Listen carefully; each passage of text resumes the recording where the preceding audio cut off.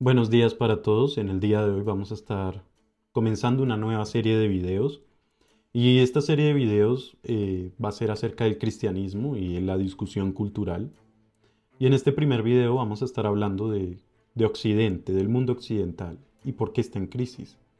Y pues para comenzar, pues tenemos que claramente definir qué es Occidente. Occidente no es solo el conjunto de países, porque podemos decir, claro, sí, Occidente es América, Europa, Oceanía. Sí, pero eso no es lo que los une. La unión no es geográfica, es de sus raíces culturales. Y son tres. Y vamos a ver que hay una que es realmente el fundamento de todo. Y el primer fundamento es claramente una tradición grecorromana. Venimos con una influencia muy fuerte de la Grecia antigua y del Imperio Romano en muchos aspectos de nuestra cultura y sociedad actual, filosofía, política, historia. Todos esos aspectos tienen una gran influencia desde la antigua Grecia y el Imperio Romano, que hasta el día de hoy seguimos aplicando. Los estudiantes que quieren ser abogados, sí o sí en su facultad de Derecho van a ver Derecho romano. La filosofía, ¿de quién van a hablar? Pues van a comenzar por Platón, Aristóteles, Sócrates, luego se van a ir al estoicismo del Imperio Romano con Marco Aurelio, está muy influenciado. El segundo punto, el segundo fundamento, es la ciencia y la tecnología, que algunos llaman modernidad, pero eso no es solo un aspecto de la modernidad. Y es que, claro, el mundo occidental, como se ha dedicado a pensar, a innovar, a buscar la trascendencia, pues llega a un punto de mejora. Y ahí es donde entra el segundo fundamento que acabo de mencionar, ciencia y tecnología. El, el mundo occidental siempre está buscando mejorar en sus capacidades humanas, comodidades humanas, habilidades humanas. Todo lo que tenga que ver para el beneficio humano hace parte del mundo occidental. Y tercero, y el que es el fundamento realmente de todo el mundo occidental, es el cristianismo. ¿Y por qué digo que el cristianismo es el verdadero fundamento y no los tres? Porque el cristianismo moldeó los otros dos. Porque, como mencioné en el video de las emociones, cuando hablé de la filosofía, podemos ver un claro ejemplo de que el mundo actual no practica el estoicismo, por ejemplo. ¿Por qué no? ¿Quién fue el que contraargumentó en contra del estoicismo? El cristianismo. Y el estoicismo pues, venía del el emperador Marco Aurelio del Imperio Romano. Entonces por eso digo, el cristianismo moldea los otros dos fundamentos. Entonces por eso es la base del mundo occidental. Vemos claras diferencias entre una estructura cristiana que busca el mejoramiento humano, pero siempre para glorificar a Dios, y un mejoramiento científico y tecnológico sin estructura cristiana, que se vuelve, que empieza a tener conflicto moral en algunos aspectos. Y entonces ya, siendo más específicos con el fundamento del cristianismo en el mundo occidental, pues vamos a ver pues cuáles son esas cosas que unen el mundo occidental con el cristianismo.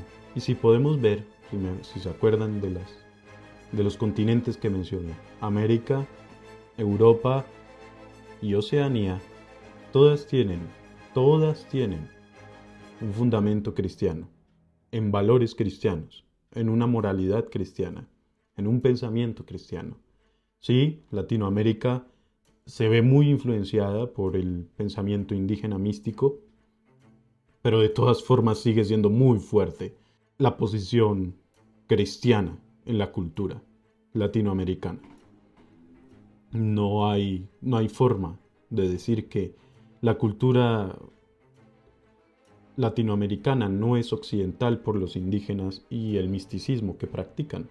Sí hay influencias, sí siguen habiendo cabildos indígenas, pero el cristianismo tomó fuerza y fue la posición de valores, ética y moralidad que se manifestó desde la época de la colonización. Estemos de acuerdo o no por los medios, el cristianismo es predominante en Latinoamérica. Entonces, para comenzar a explicar, ya definimos qué es el mundo occidental y por qué es importante. Bueno, es importante porque la cultura no es el cúmulo de pensamientos que creen cierto tipo de personas, como algunos quieren definir. La cultura se define por lo que piensa la mayoría de personas en esa sociedad. Sí, el tema es cómo sabemos entonces que esa cultura está bien estructurada o no. Si al final el hombre es juez y parte en este aspecto. Y hay un libro, se llama El ocaso de Occidente, de Oswald Spengler, alemán. No es cristiano, quiero aclarar esto. Escribió a principios del siglo XX, 1923 creo. Escribió acerca del declive de la civilización occidental. Y él hacía una diferenciación en dos conceptos, en cultura y en civilización.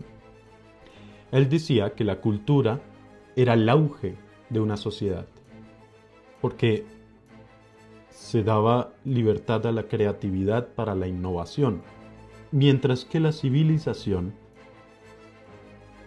era una mecanización de los procesos sociales y era el declive de una sociedad. Entonces, mientras la cultura era un auge porque se daba pie a la innovación y la creatividad, la libertad de crear, la civilización era una mecanización de los procesos sociales que limitaban la creatividad y hacían una caída social. Él ponía el ejemplo del Imperio Romano y ponía el ejemplo con el arte del Imperio Romano. A comienzos del Imperio y en su punto más álgido, el arte era bello, era objetivamente bello. Estaba bien realizado, bien diseñado, bien pintado o esculturas bien hechas. Se podía denotar la búsqueda de la creatividad, pero bajo parámetros de belleza. Mientras que al final del Imperio Romano, en sus últimos años, el arte se expresaba desordenado, se expresaba feo, sin sentido, muy parecido al arte posmoderno de hoy en día. Y él decía, el arte es la expresión de la sociedad. Mientras que al principio del imperio y a mitad del imperio el arte era bello, objetivamente, a final era sin sentido. Y es algo de lo que vemos hoy en día. Otro libro que sirve mucho para este tema de la discusión cultural y el cristianismo es el de La ciudad de Dios, de San Agustín de Hipona. Él escribió este libro en sus últimos años de vida, ya después del 400. Él lo escribió en respuesta a las acusaciones de los habitantes del imperio, en su mayoría paganos, que seguían practicando el paganismo, para decir que la culpa de la caída del imperio era del cristianismo. Eso decían los habitantes del imperio cuando fueron invadidos por los visigodos. cuando Roma fue invadida y saqueada por los visigodos en esos años. Entonces estos romanos paganos le echaban la culpa al cristianismo de que había suavizado el carácter del imperio romano al hacerlo compasivo, de caridad y misericordioso, y que los antiguos dioses romanos los habían abandonado y no los habían protegido. Claro, esta invasión fue bastante chocante para los habitantes porque era el imperio romano y no habían sido saqueados ni invadidos incluso me atrevo a decir en siglos. Y, y por eso creó tanta controversia esta invasión de los visigodos. A lo que Agustín respondió de que eso claramente no era culpa del cristianismo, sino que era culpa de la misma práctica de valores paganos. Sino el cristianismo lo que había hecho era reducir la crónica de una muerte anunciada. Y él argumentaba diciendo, es que el cristianismo le enseñó al habitante del imperio compasión, caridad, justicia, misericordia, amor por el prójimo. Todos valores que se expresan en comunidad, todos valores que se pueden denotar culturalmente. No son valores individuales, sino que se deben expresar al prójimo. Mientras que el paganismo, pues, siempre era una búsqueda del beneficio propio.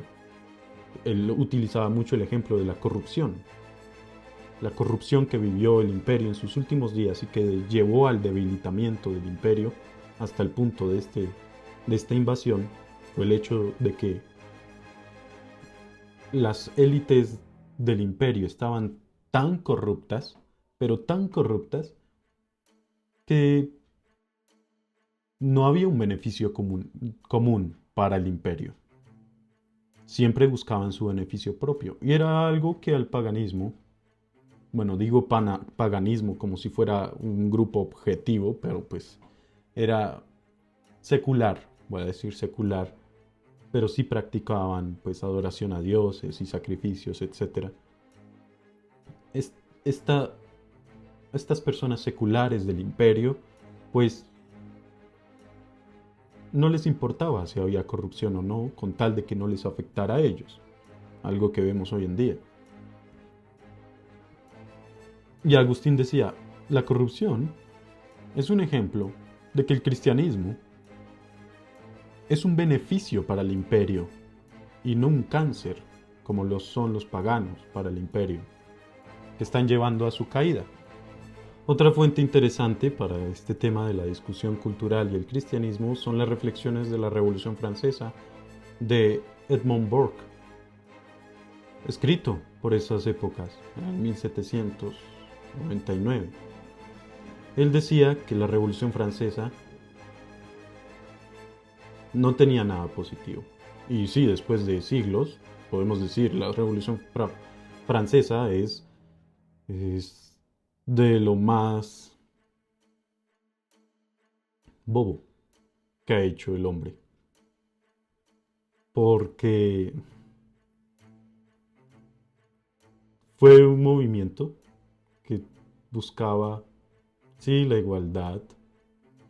Y sí, Francia estaba viviendo un proceso de desigualdad muy grande en ese momento.